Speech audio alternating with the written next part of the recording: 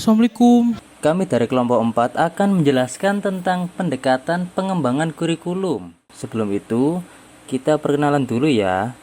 Yang pertama yaitu Muhammad Rafian Sartono, yang kedua Rahmatul Dela, yang ketiga Muhammad Iqbal Arya, yang terakhir Konita Maulana Fitri. Ya, kita lanjut ke presentasinya. Assalamualaikum warahmatullahi wabarakatuh. Di sini saya akan menjelaskan tentang pendekatan mata pelajaran atau pendekatan subjek akademik. Pada pendekatan subjek akademik ini menggunakan bidang studi atau mata pelajaran sebagai dasar organisasi kurikulum seperti matematika, sains, sejarah, geografi, dan lain-lain. Yang diutamakan dalam pendekatan ini adalah penguasaan bahan dan proses dalam disiplin ilmu tertentu. Karena setiap ilmu pengetahuan memiliki sistemasi tertentu dan berbeda dengan yang lainnya.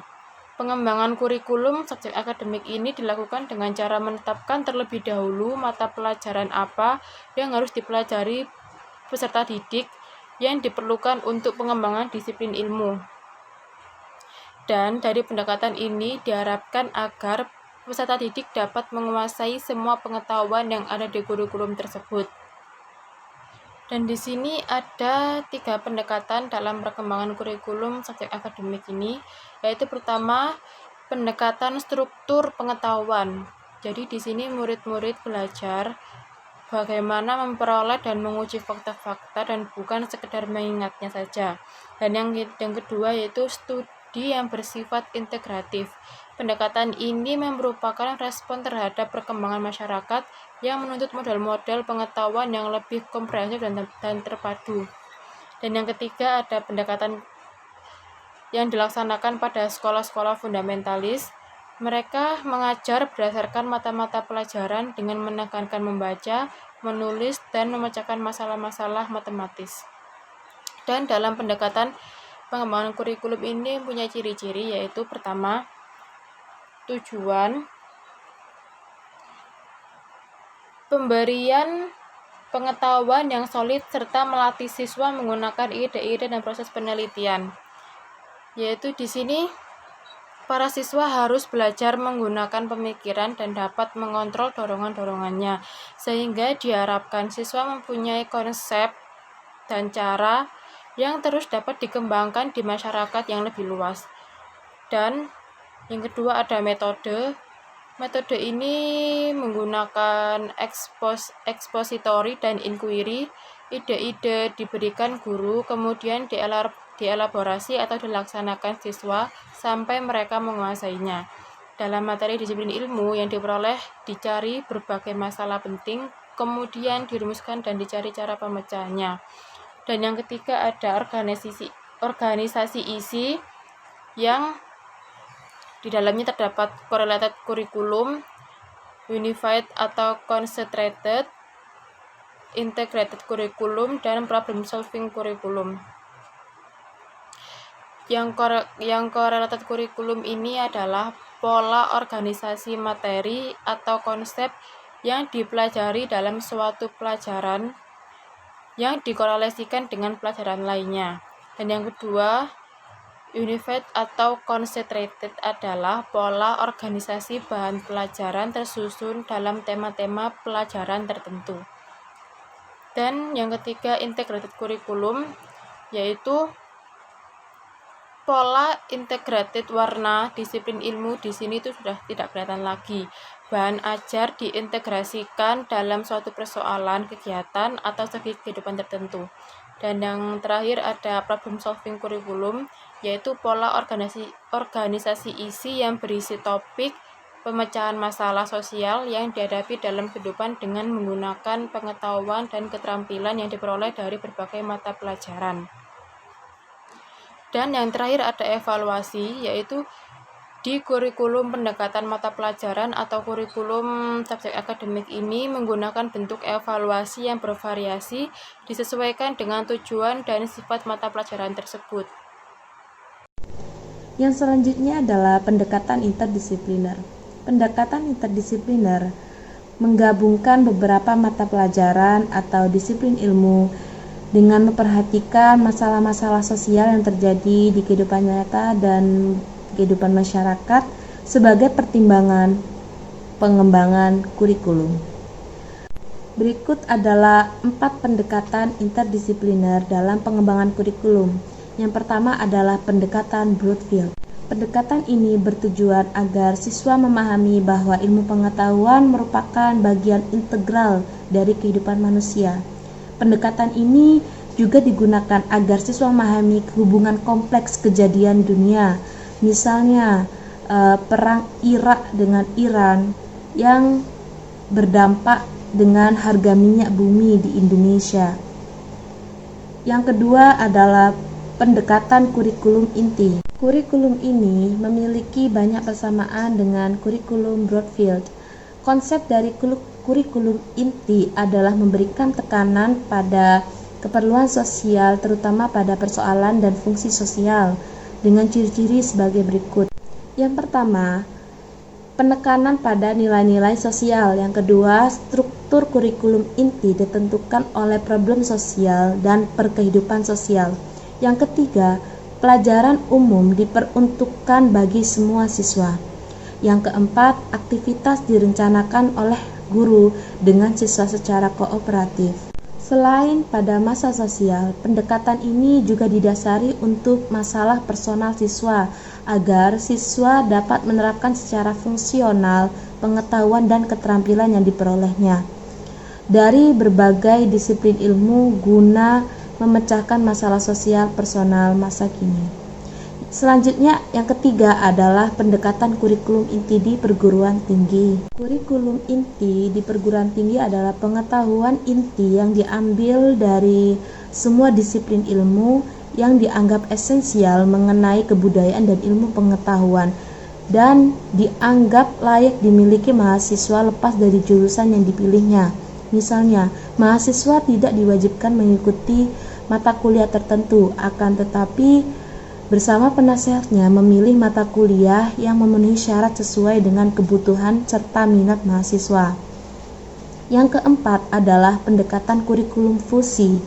Kurikulum ini menyatukan 2 atau lebih disiplin tradisional menjadi bidang studi baru. Misalnya, geologi, botani, dan arkeologi digabung menjadi satu sehingga terbentuklah bidang studi baru, yaitu Earth Science atau ilmu pengetahuan bumi. Dan contoh yang lainnya adalah biologi dengan fisika digabung menjadi biofisika. Biologi dan kimia digabung menjadi bidang studi baru, yaitu biokimia atau biogenetika. Sekian penjelasan dari saya mengenai pendekatan interdisipliner, dan selanjutnya adalah pendekatan integratif yang akan dijelaskan oleh teman saya, Raffian. Assalamualaikum warahmatullahi wabarakatuh. Kali ini saya akan melanjutkan penjelasan dari teman saya yang tadi yaitu saya akan menjelaskan tentang pendekatan integratif. Pendekatan integratif terbagi menjadi 2, antara lain integratif internal, terpadu intra bidang studi atau studi dan bahasa. Yang kedua, pendekatan eksternal atau sering kita bilang terpadu antar bidang studi gitu. Yang pertama, integratif internal.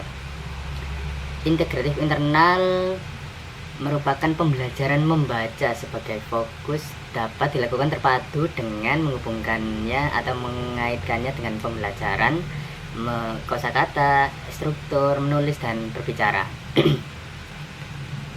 Skenario pembelajaran membaca seperti berikut. Yang pertama, siswa membaca dalam hati. Yang kedua, siswa menjawab pertanyaan isi dari topik yang telah diterangkan oleh guru. Yang selanjutnya, yang ketiga, sambil membaca, siswa ditugaskan untuk mencatat kosakata atau kata-kata sulit, ungkapan, gaya bahasa, sinonim, antonim, dan sebagainya. Yang keempat, setelah mencatat kosakata, siswa ditugaskan untuk mencatat atau mencari jenis kata dan bentuk kata yang berhubungan dengan pembelajaran struktur yang dibahas pada waktu yang bersamaan. Yang selanjutnya, siswa berdiskusi untuk menentukan pikiran pokok setiap paragraf. Yang keenam, ketujuh, siswa membacakan ikhtiar wacana di depan kelas secara bergiliran. Yang terakhir, guru memberi komentar tentang penulisan ikhtisar dan memberi penilaian terhadap hasil kerja siswanya. Yang selanjutnya, pembelajaran menyimak sebagai fokus dapat dilakukan secara terpadu dengan mengembangkannya atau mengaitkannya dengan pembelajaran apresiasi sastra, berbicara, dan menulis. Skenario pembelajaran menyimaknya sebagai berikut. Yang pertama, guru menyediakan salah satu karya sastra, misalnya sebuah cerpen, lalu membacanya, sedangkan siswa menyimaknya dengan baik. Tapi rata-rata siswa lebih memilih tidur daripada menyimak. Astagfirullah. Yang kedua, guru menjelaskan isi cerpen, sedangkan siswa menyimak dan menangkap. Yang ketiga, setelah menyimak, siswa mengungkapkan ciri-ciri intristik atau ekstristik dari cerpen tersebut. Yang selanjutnya, guru melakukan tanya jawab dengan siswa mengenai unsur intristik dan ekstristik dari cerpen tersebut, melakukan Q&A, tanya jawab. Yang selanjutnya, siswa menulis kembali isi cerita cerpen dengan menggunakan bahasanya sendiri. Yang selanjutnya, siswa menyampaikan cerita cerpen yang dibuatnya dengan menggunakan bahasa sendiri di depan kelas.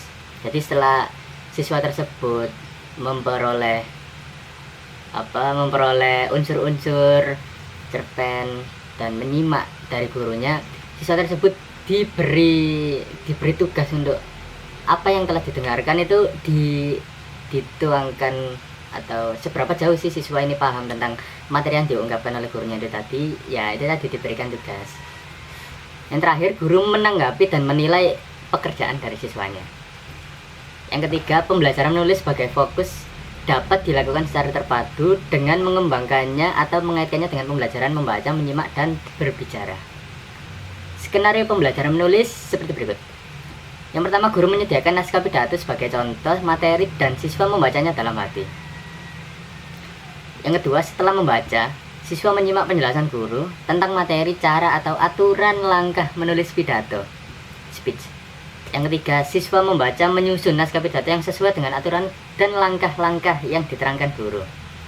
Yang keempat, siswa mencoba membawakan naskah pidato di depan kelas secara bergiliran dan siswa lain menyimak. Jadi apabila teman Anda presentasi atau ya ngomong di depan kelas, itu selayaknya manusia, ya kita harus menghargai. Jadi timbal balik kita menghargai orang yang berbicara di depan. Ketika teman kita berbicara di depan, kita juga menyimaknya. Seperti itu. Yang terakhir, guru menanggapi dan menilai hasil kerja siswa. Untuk yang keempat, pembelajaran berbicara sebagai fokus dapat dilakukan secara terpadu dengan menghubungkannya atau mengaitkannya dengan pembelajaran membaca, menyimak, menulis kosakata, dan apresiasi karya sastra. Skenario pembelajarannya seperti berikut. Guru menyediakan naskah drama dan siswa membaca drama secara bergiliran, sementara itu siswa yang lain menyimaknya.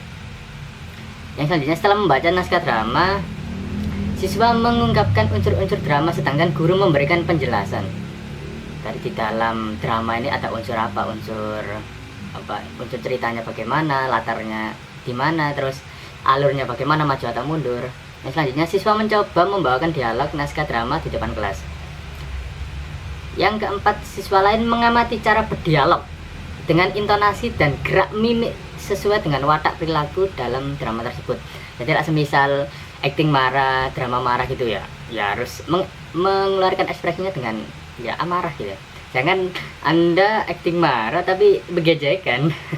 Jadi nangkapnya malah lucunya. Yang selanjutnya, siswa mencoba menulis dialog naskah drama. Yang terakhir, guru menanggapi dan menilai siswa dalam membawakan dialog naskah drama. Jadi apabila kita sudah menampilkan naskah drama di depan dan guru ini menilai, arek iki cocoknya peran ini. Jadi pencocokan dengan unsur-unsur drama itu tadi. Yang selanjutnya, integratif eksternal. Pembelajaran membaca sebagai fokus dapat dilakukan secara terpadu dengan menghubungkannya atau mengaitkannya dengan bidang studi lain, misalnya materi wacana dan bertemakan pertanian, judulnya sistem pertanian di Bali. Skenario pembelajarannya seperti berikut. Siswa membaca dalam hati wacana yang bertema lingkungan yang berjudul sistem pertanian di Bali. Yang kedua, setelah membaca wacana, siswa melakukan tanya jawab dengan guru dengan isi wacana. Yang ketiga, siswa mencatat kata-kata sulit dan istilah yang berhubungan dengan bidang pertanian. Yang terakhir, guru menjelaskan isi wacana dan istilah pertanian dan menghubungkannya dengan bidang studi lain dan membahasnya dengan bahasan yang relevan dengan isi wacana, misalnya bidang IPS atau IPA. Yang kedua, dalam pembelajaran apresiasi sastra sebagai fokus dapat dilakukan secara terpadu dengan menghubungkannya atau mengaitkannya dengan bidang studi yang lain. Misalnya, materi cerpen yang bertema kesehatan judulnya Mbah Danu Dukun Kampung. Skenario pembelajarannya seperti berikut. Siswa membaca cerpen yang bertema kesehatan dengan judul Mbah Danu Dukun Kampung. Yang kedua, setelah membaca cerpen, siswa mengungkapkan unsur-unsur yang terkandung di dalam cerpen ini tersebut. Yaitu kayak tema, alur, latar, amanat. Yang ketiga, guru menjelaskan unsur-unsur cerpen dan alur yang terkadang di dalamnya, yang terkandung di dalamnya.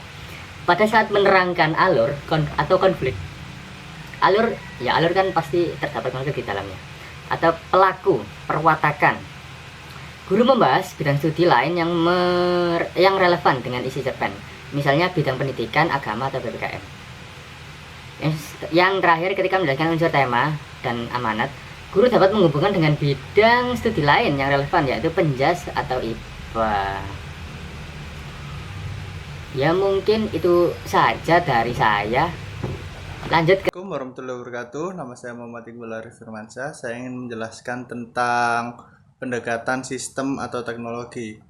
Pendekatan ini menggunakan teknologi sebagai perantara bidang studi dengan peserta didik. Yang pertama, keuntungan menggunakan bidang teknologi adalah satu, praktis. Cara memakainya cukup mudah. Jika pendidik menjadwalkan untuk kelas online, kita bisa mengikuti dengan Zoom atau Google Meet atau yang lainnya seperti Discord, dan bisa mengakses materi dari mana saja asalkan connect dengan internet. 2. Awet. Hal ini bisa mengarah ke dua hal, yaitu teknologi dan materi. Untuk materi, setiap materi yang kita kirim online atau jika kita ketinggalan materi, kita bisa merecap. Jadi kita bisa recap ulang, bisa kita lihat lagi. Atau mencari materi yang kelewat. Maksudnya kelewat, kita nggak sempat mengikuti materi tersebut. Jadi kita bisa cari online untuk mencari materi yang kita lewatkan tadi. Dan untuk teknologi, penggunaan teknologi ini bisa digunakan untuk jangkau yang sangat panjang. Jadi mungkin 3-5 tahun baru ganti, soalnya awet. 3. Efisien. Hampir sama dengan praktis, efisien ini tidak membuang waktu lebih banyak. Dimana jika kita membaca, kita harus mencari kata kunci tentang apa yang kita cari. Misalnya kalau kita cari buku, misalnya kita harus mencari sebuah kata yang harus kita cari, kita harus membaca semuanya untuk mencari apa yang kita cari. Sedangkan jika kita menggunakan teknologi, kita cukup masuk ke page tersebut, terus ctrlf, terus masukkan kata kunci yang kita cari, seharusnya sudah muncul di sana. Terus saya ingin membahas tentang, untuk next slide, kekurangan teknologi. Nah, kekurangan teknologi yang pertama, dibutuhkan pembiasaan. Nggak semua orang bisa memakai teknologi. Pasti ada dasarnya, seperti kalau pakai Word gitu, kalau ngetik harus pakai font apa, ukurannya berapa gitu, jika kita disuruh membuat esai. Terus untuk presentasi seperti PowerPoint, kita juga harus tahu bagaimana cara menempatkan font, angka besarnya font, sama desain belakang gitu, sama add slide, sama animation, dan banyak. Jadi kita harus membiasakan diri atau belajar lagi dari awal untuk bisa menggunakannya semaksimal mungkin. Tapi kekurangnya itu kita harus memahami dulu, baru kita bisa menggunakannya. Kedua, di saat kurangnya interaksi antara guru dan murid. Ini seperti di saat pemberian materi saat online kelas, tidak sedikit kendala seperti koneksi dan mengakibatkan kurangnya interaksi saat ada tanya jawab antara pendidik dan peserta. Seperti kita hanya mendapatkan file dari dosen atau guru atau pendidik, tetapi jika kita tidak mengetahui tentang, kita sudah baca filenya tapi kita masih belum paham, nah kan kita otomatis tidak bisa tanya kan, kecuali mengontak dosennya atau bertanya ke teman kita yang lebih tahu. Itu kekurangannya. Jadi kita tidak bisa memahami dengan kita sendiri, kita harus tanya. Yang ketiga, yang paling penting harus adanya sarana. Jika kita tidak mempunyai teknologi atau sarana tersebut, maka kita tidak bisa menggunakan sistem teknologi untuk melakukan pembelajaran dengan teknologi tersebut. Maksudnya jika kita ingin online kelas, tapi kita tidak mempunyai laptop, otomatis kita tidak bisa. Atau tidak punya HP, tidak punya laptop juga, tidak bisa. Makanya itu kekurangannya ini tersebut adalah di sarana. Dan mungkin itu saja, maafkan untuk segala yang mungkin saya melakukan kesalahan, mohon maaf. Mungkin itu saja dari saya. Wassalamualaikum warahmatullahi wabarakatuh.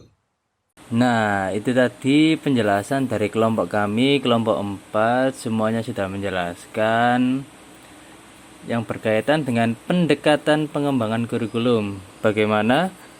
Sudah paham? Atau malah Anda tidak menyimak? Astagfirullah. Ya mungkin segitu saja dari kelompok kami. Mohon maaf apabila banyak kesalahan di dalamnya. Ya manusia juga tak luput dari kesalahan. Billahi fisabilillah, wasabiqul khairat. Assalamualaikum warahmatullahi wabarakatuh.